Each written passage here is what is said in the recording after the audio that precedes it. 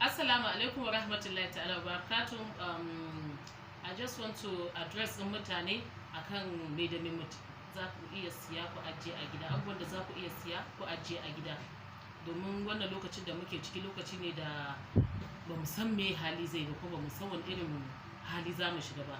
Amma muna fatan in Allah yadda Allah zai kawo mana sauki wannan abin cikin gaggawa tun ma kafin lokacin Ramadan, insha Allah Allah zai kawo da wannan coronavirus wato COVID-19 da ya shigo duniya da yake addaban mutane da al'umma gabaki daya. Amma to ana cewa za a rufe kasuwa, an rufe makarantu, za a rufe kamfanoni, za a rufe duk inda muka san cewa muke zuwa mu yi siyayyar kayan abinci da sauransu. To me mutum zai iya siya a gida da bai zai lallace ba? Mun sani duk wani danye abu akwai lokacin da zai expire. Duk wani danye abu in zaka siye shi da danye za su lallace. Don haka zan ba da shawara ga mata, especially matan aure ko in ce iyayenmu, dan Allah ku tabbatar kuna da isasshen kuka a gida. Kuka ko shekara na zai taɓa lallacewa ba, kuma kuka yana da sauƙin kuɗi sosai.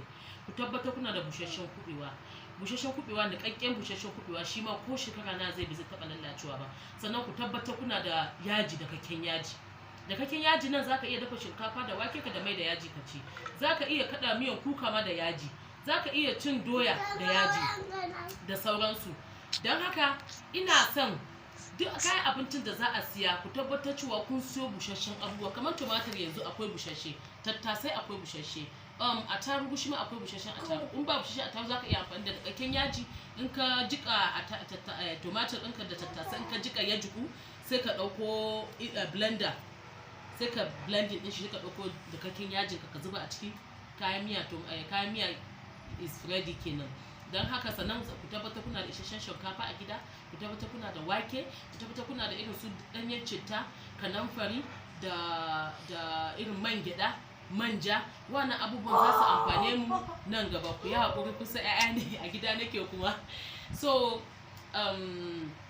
sannan kuma ku tabbatar cewa kuna da irin su magi, isasshen magi. Ku si magi ku ajiye a gida, domin magi din nan za ku iya abinci kala ku ci da magi. Kamar alayyahunku da shuwaka da ungu da wannan yakuwa za ku iya siya. Curry leaf, scent leaf ku za ku iya siya ku shanya shi a rana. In kuka shanya ya bushe, ku kulla abin ku a leda ko ku samu roba mai marfi ku zuba shi. Duk koyi din da zan yi abinci a gidana, wallahi ungun da muka shanya, bushashen ungunmu da muka shanya shi na dauka na wanke shi da gishiri, na dan jika shi, na zuba shi a cikin miyan ogbono da nayi yau. Kuma na ga fa'ida, na ga amfanin ajiyan da nayi. Kuma na ajiye shi, ba wai na ajiye shi da ɗanyen shi ba, shanya shi nayi ya bushe. Duk wannan abubuwan suna da amfani. Mu siye su garin kwaki, mu tabbatar cewa mun si garin kwaki da kuli-kuli mun ajiye a gida. Akwai kwado, za ka iya kwadon gari da kuli-kuli, za ka iya dambu, ba abin da ba za ka iya da garin kwaki ba. Sannan kuskus, shi ma kuskus ku tabbatar cewa akwai isasshen kuskus a gida. Kuskus ɗin za ku iya fitan kuskus, za ku iya yin dambun kuskus, za ku iya yin jollof da sauransu. Ba abin da ba za ku iya yi da kuskus ba. Sai makaroni, shi ma in akwai hali da za a iya siyan makaroni, shi ma a siya ajiye shi a gida. Amma dai muna fata in Allah da abin da bai zai kai ga hakan ba. Amma duk da hakan dai an ce rigakafi ya fi magani. Duk da hakan mu tabbatar cewa we are ready with all these things, domin mu kare kanmu. Fita zai iya wahala. Kamar yanzu Lagos, yanzu just imagine a dare ɗaya kawai yau aka yi magana aka ce gobe an kulle kasuwa, an kulle komai na Lagos.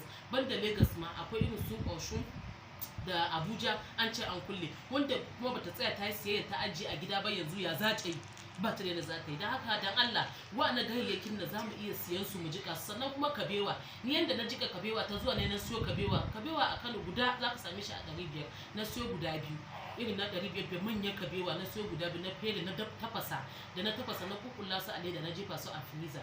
Yanzu in zan yi miyan kabewa na, ko zan miyan taushe, ko zan yi miyan gyada, haka zan ɗauko tafasasshen kabewa na in yi amfani da shi. So ta yanda mutum yake preserving din abinci kenan. All these things we can preserve them, and they can help us and they can sustain us har lokacin da za a ce an buɗe kasuwa da sauransu. Naman mu, in baka da fridge, soya naman ki ya bushe. In ya bushe ki shanya shi, ya shanya ki samu wani ko kuma ki soya shi a cikin mai, kaki da ki ajiye ta a cikin mai. Duk sanda za ki amfani da ita ki ciro ta a cikin mai ki dafa ta, ba abin da za ta yi. Ina fata dan wannan tips ina da na baku na yanda za ku iya reserve din abinci, da yanda kuma za mu iya kare kanmu da 'ya'yanmu da za mu ci gaba da ci da sha a lokacin pandemic na coronavirus na wato covid-19 da muke ciki. Ina fatan zai amfane ku da duk mutanen da suke kallon bidiyo ina. Na gode.